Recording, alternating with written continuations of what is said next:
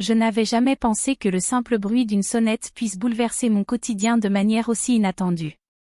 Ce matin-là, je me tenais dans ma cuisine, le parfum du café encore chaud flottant dans l'air, lorsque le tintement familier résonna à ma porte.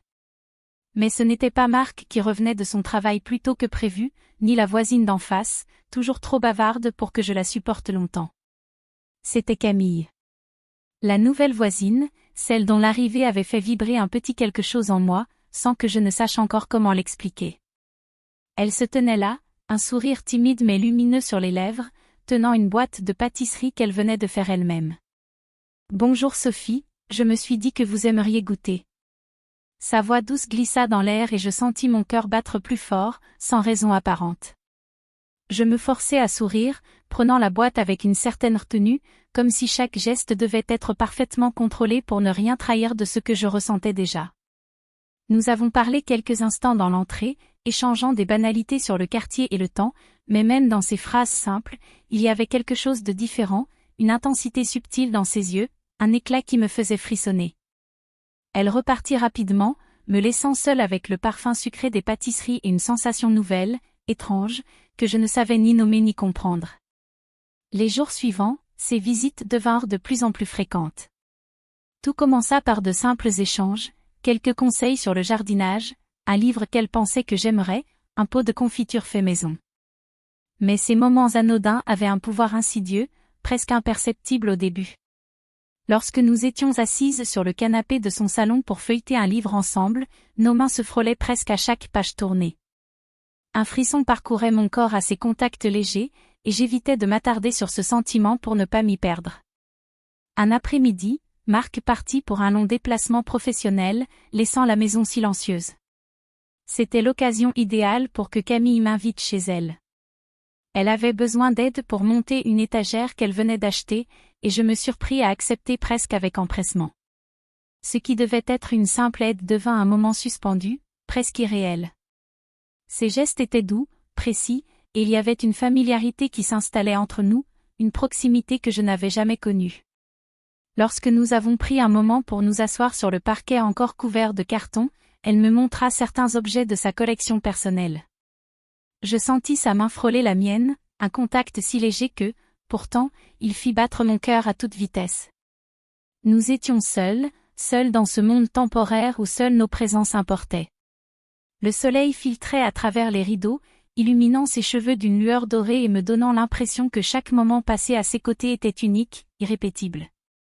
La complicité grandissait sans que nous n'ayons besoin de mots, un sourire, un regard prolongé, un geste pour se rapprocher du même objet. Tout était innocent, presque naturel, mais il y avait cette tension subtile, cette chaleur dans l'air que je sentais à chaque respiration. J'étais consciente que chaque minute passée avec Camille devenait un fragment de temps qui m'échappait, un fragment précieux que je ne pouvais expliquer à personne. Et ce soir-là, alors que nous prenions place sur le petit balcon de son appartement, un verre de vin à la main, le monde extérieur semblait disparaître.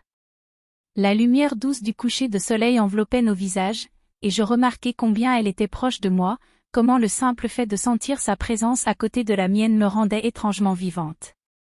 Nous nous penchions vers le même carnet de notes, nos bras se frôlant, nos genoux presque en contact. J'avais conscience de cette proximité inhabituelle, un moment d'intimité qui n'était interrompu par rien ni personne. Le temps s'était arrêté, et pour la première fois depuis longtemps, j'avais l'impression que le monde entier se réduisait à ces quelques mètres carrés, à cette chaleur partagée et silencieuse. Les jours qui suivirent furent teintés d'une douce effervescence. Chaque matin, je me levais avec une pensée secrète, celle de savoir si Camille m'inviterait à nouveau, si nous partagerions un autre de ces moments suspendus. Même dans la routine quotidienne, ses gestes et ses sourires me revenaient à l'esprit, s'insinuant dans chaque instant banal. Un samedi après-midi, elle m'invita à l'accompagner pour une promenade dans le parc voisin. Marc était en voyage, Léa chez des amis, et la maison semblait étrangement vide, silencieuse. Nous marchions côte à côte, nos pas harmonisés par un rythme inconscient, et je sentais cette proximité familière, cette présence apaisante et troublante à la fois. Camille me racontait ses souvenirs d'enfance, ses rêves pour l'avenir, et je me surprenais à partager les miens avec une sincérité que je n'avais jamais montrée à Marc. À un moment, nous trouvâmes un banc isolé sous un arbre. Nous nous assîmes, et la lumière tamisée jouait avec ses cheveux, donnant à son visage une douceur presque irréelle. Sans que je m'en rende compte, nos épaules se frôlèrent, et ce contact, si simple, fit battre mon cœur plus vite. Nous restâmes ainsi un long moment, silencieuses, appréciant simplement la présence l'une de l'autre. J'avais conscience de ce frisson qui parcourait mon corps, une chaleur délicate mais enivrante, un mélange d'amitié, de complicité et d'attirance. Après la promenade, Camille m'invita à boire un café chez elle. Son appartement avait cette atmosphère chaleureuse, intime, avec des rayons de soleil filtrant à travers les rideaux et illuminant les livres et les objets qu'elle aimait. Nous nous installâmes sur le tapis du salon pour regarder un vieil album photo qu'elle me montrait avec nostalgie. Nos mains se rapprochaient à chaque page tournée, frôlant parfois accidentellement la peau de l'autre, et chaque contact envoyait des frissons dans mon corps. Je remarquai alors un détail qui me fit sourire. Camille portait un pull doux, légèrement grand pour elle, qui dégageait une odeur subtile, presque envoûtante. Sans le vouloir, je me penchai un peu plus près pour mieux voir une photo, et nos visages se retrouvèrent très proches. La chaleur de sa peau me parvint alors, et je dus détourner le regard quelques secondes pour maîtriser ce mélange étrange de curiosité et de fascination. Elle souriait, presque innocemment, mais dans ses yeux brillait une lumière que je ne pouvais ignorer. Le soir venu, alors que je rentrais chez moi, je sentais encore la présence de Camille comme une ombre douce derrière mes pensées. Chaque geste que je faisais, chaque objet que je touchais, me rappelait nos instants partagés. Même la simplicité de préparer le dîner semblait teintée de cette excitation nouvelle, un petit frisson qui me rappelait que quelque chose avait changé, que ma vie venait de se transformer subtilement mais irréversiblement.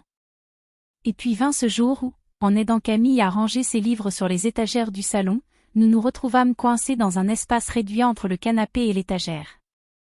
Nos corps se frôlèrent, nos mains touchèrent accidentellement les mêmes volumes, et nous restâmes silencieux un instant, conscientes de cette proximité inattendue. Nos visages se retrouvèrent presque à la même hauteur, et je sentis un mélange de chaleur et de curiosité qui me fit sourire nerveusement. C'était un moment simple, presque innocent, mais il possédait cette intensité particulière qui marquait chaque instant comme unique. Chaque rencontre avec Camille devenait ainsi une danse subtile, des gestes anodins chargés de sens, des regards prolongés, des rires partagés qui résonnaient dans mes souvenirs longtemps après notre séparation. Le monde extérieur semblait disparaître quand nous étions ensemble, et chaque instant me faisait découvrir une nouvelle facette de ce lien particulier que nous construisions. Depuis plusieurs semaines, ma routine avait changé, subtilement, presque imperceptiblement, mais suffisamment pour que je ressente chaque jour un frisson nouveau.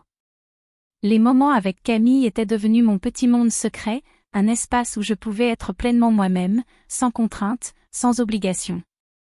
Même les gestes les plus simples, tendre la main pour attraper un objet ou partager un café, étaient chargés d'une tension douce mais persistante, une attention particulière que nous nous portions mutuellement. Un dimanche après-midi, Camille m'invita à la rejoindre pour une activité qu'elle adorait, la peinture sur soie. Je n'avais jamais essayé, mais elle insistait pour que je participe. Nous nous installâmes sur le balcon baigné de soleil, avec nos tissus étalés, les pinceaux trempant dans les couleurs éclatantes. Chaque mouvement demandait de la précision, et nos mains se frôlaient fréquemment, parfois par accident, parfois intentionnellement, lorsqu'elle m'aidait à tendre le tissu ou à repositionner un motif. Le contact était si léger, mais il éveillait en moi une chaleur diffuse et une attention accrue à chaque geste. À un moment, elle s'inclina pour corriger une ligne sur mon tissu, et je sentis son souffle sur ma nuque. Ce contact fugace me fit retenir ma respiration, et je fus consciente de la proximité inhabituelle. Nos visages étaient presque à la même hauteur, et je dus détourner les yeux pour ne pas trahir l'intensité de ce que je ressentais. La légèreté de cette proximité, mêlée à la complicité du moment, faisait naître en moi un mélange de curiosité et d'excitation que je n'avais jamais éprouvé auparavant. Après cette séance, nous nous installâmes à l'intérieur, dans le salon, avec une boisson chaude pour nous réchauffer. Les rayons de soleil qui traversaient les rideaux donnaient à la pièce une lumière douce et intime. Nous parlions de tout et de rien, de nos souvenirs d'enfance, de nos rêves, et je me rendis compte que chaque mot partagé nous rapprochait un peu plus. Je sentais que Camille comprenait des facettes de moi que je n'avais jamais montrées à Marc. Elle écoutait avec attention, ses yeux brillants de curiosité et d'intérêt, et j'avais l'impression que le monde extérieur n'existait plus. Puis vint ce moment, si simple et pourtant si chargé d'émotions, en ramassant un pinceau tombé au sol, nos mains se touchèrent. Nous nous arrêtâmes un instant, nos regards se croisant, et je sentis un frisson parcourir tout mon corps. Camille souriait doucement, presque innocemment, mais il y avait dans ses yeux cette lumière, ce lien subtil qui me faisait battre le cœur plus vite. Je savais que nous partagions quelque chose d'unique, un espace où seule la proximité et l'attention mutuelle comptaient. Plus tard dans la soirée, nous nous assîmes côte à côte sur le canapé pour admirer nos créations. Nos genoux se frôlaient légèrement, et je sentais cette chaleur diffuse qui ne disparaissait jamais lorsqu'elle était près de moi. Nous restâmes ainsi un long moment, silencieuses, à observer nos œuvres, nos mains parfois effleurant les mêmes objets. C'était un mélange étrange de confort, de complicité et d'attention mutuelle, un moment qui semblait durer éternellement. Je savais que Marc était loin, et Léa aussi, mais chaque instant avec Camille me donnait l'impression de vivre dans un monde à part. Un monde où la proximité, la tendresse et la curiosité créaient un lien invisible mais puissant. Et même si rien n'était explicite, chaque geste, chaque regard semblait chargé d'une intensité qui nous rapprochait de plus en plus. Je comprenais que ce lien, bien que subtil, était désormais une partie de ma vie que je ne pouvais ignorer. Les semaines avaient filé, et chaque instant passé avec Camille s'était gravé dans ma mémoire comme des éclats de lumière. Nos moments de complicité, nos échanges subtils, avaient transformé mon quotidien en un univers secret, doux et intense. Je savais que Marc était loin, occupé par ses affaires, et cela rendait nos rencontres encore plus précieuses, encore plus à part, un monde où le temps semblait suspendu. Un soir, après une journée particulièrement chargée au travail, Camille m'invita chez elle pour un thé. Son appartement avait cette atmosphère chaleureuse et tranquille qui me mettait immédiatement à l'aise. Nous nous assîmes sur le canapé, le feuillage de la plante près de la fenêtre dessinant des ombres mouvantes sur nos visages. Nous parlions de nos vies, de nos rêves, et je sentais que chaque mot nous rapprochait un peu plus, que chaque rire partagé creusait un espace intime entre nous. Puis vint ce moment que je n'avais pas prévu, nous nous étions penchés sur un album photo qu'elle m'avait montré, et en relevant la tête, nos visages se trouvèrent très proches. Nous restâmes un instant silencieuses, à apprécier cette proximité, et je sentis un frisson familier courir le long de ma colonne vertébrale. C'était un contact subtil, innocent, mais chargé d'une intensité qui me coupait presque le souffle. Nous nous regardions, souriantes mais conscientes que chaque seconde pouvait changer quelque chose. À cet instant précis, le téléphone de Camille vibra sur la table. Elle le prit, et je la vis froncer les sourcils. C'était un message de Marc. Mon cœur se serra. Je me sentais irrésistiblement attirée par Camille, mais la réalité était là, tangible, frappante. Marc allait bientôt rentrer, et je réalisais que notre monde secret avait ses limites. Je me levai pour l'accompagner jusqu'à la porte, et sur le seuil, elle posa sa main sur mon bras. Ce geste, léger et presque instinctif, me fit sourire malgré la tension. Nous savions toutes les deux que notre lien était unique, mais que la vie extérieure ne pouvait pas disparaître. Nous échangions un dernier regard, chargé de tout ce que nous n'avions pas dit, de tout ce que nous avions partagé, silencieusement. Je rentrai chez moi, le cœur battant, les émotions mêlées entre excitation et nostalgie. Marc allait revenir demain, et la vie normale reprendrait son cours. Mais quelque chose avait changé en moi. Ce lien avec Camille, intense et lumineux, resterait à jamais une partie de ma mémoire, un fragment de temps où j'avais découvert une facette de moi-même que je n'avais jamais explorée.